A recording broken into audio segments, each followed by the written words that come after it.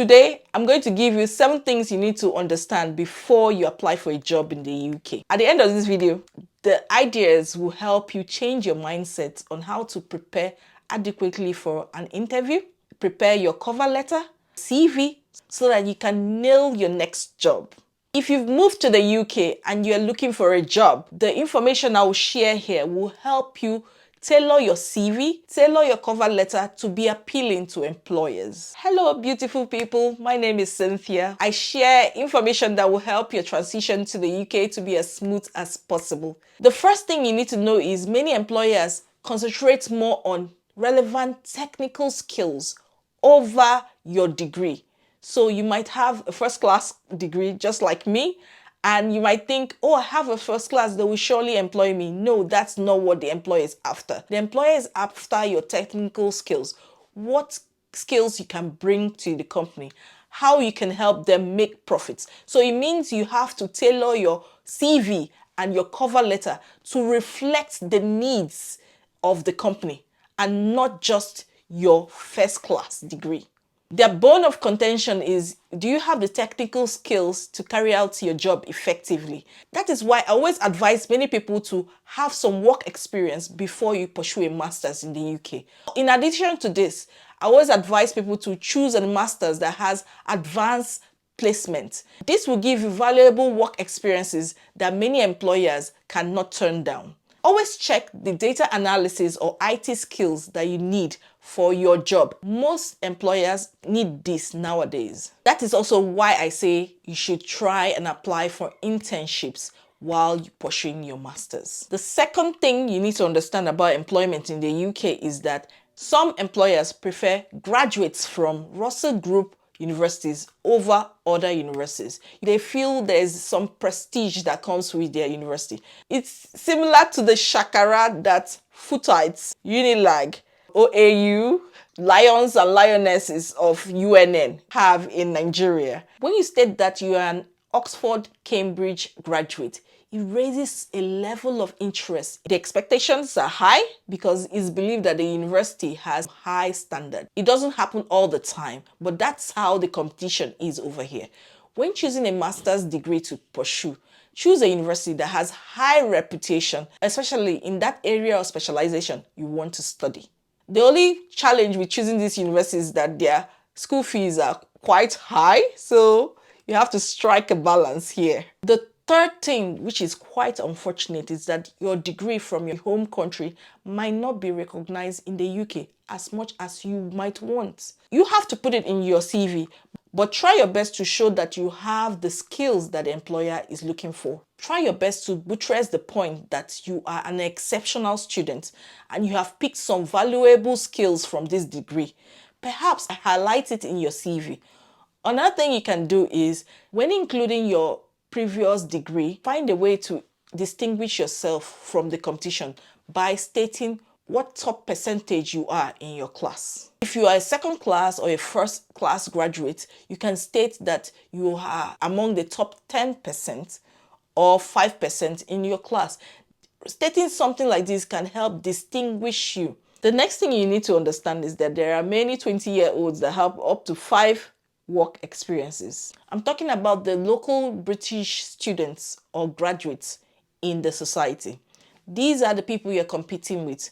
So what you have to understand is they've been working for a very long time and they have appointment letters to back it up. Many of them have been working since they were 14-year-old. In fact, you can work part-time when you're 14 and start working full-time after 16 years old.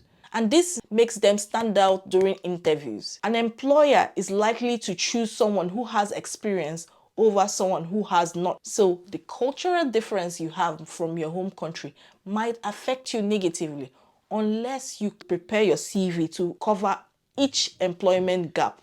I'm sure you've not been idle eating mommy's food, playing video games, binge eating, and just hanging out with friends in your teenage years and your 20s. You have to better represent all those jobs you did for your aunties and your uncles in your CV to show that you have not been idle. I'm talking about some of you who have done 6 months sales girl for your auntie.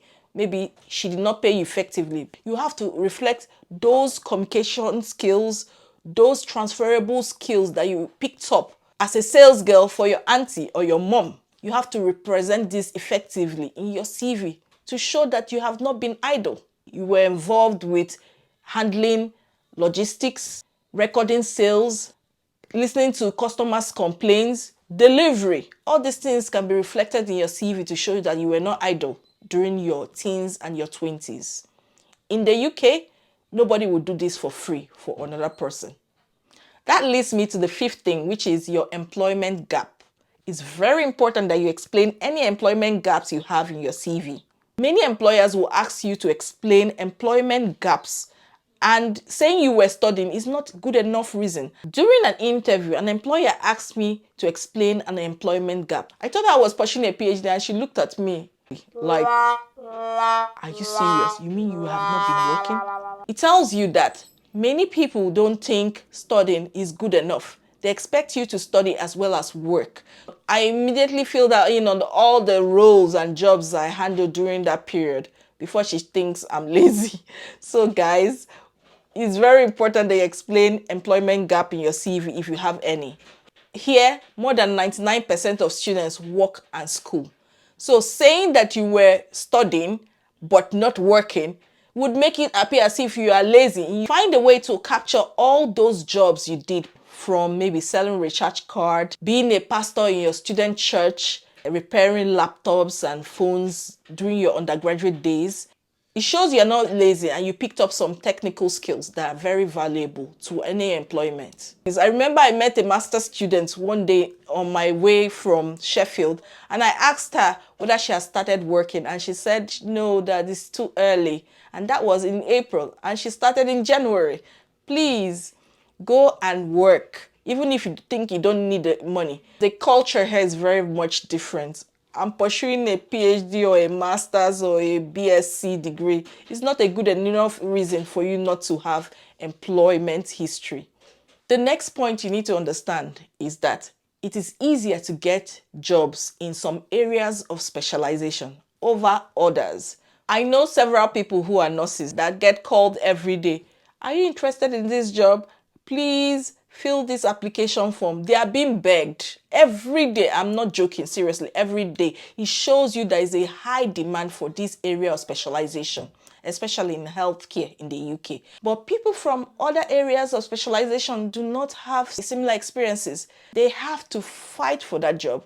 Some of these jobs are highly competitive. That's why I said if you want a certificate of sponsorship after you complete your master's, it's very important that you choose a master's course that is on the shortage occupation list. You also need to choose a master's course that is on high demand in the UK. You can also go to job sites to check whether there are many vacancies on that area you're interested in. This is something you have to consider when choosing a master's course. If you want to know the steps you need to take before you choose a master's course, please watch the video above. The next thing you need to understand is that some job applications do not get to the employer.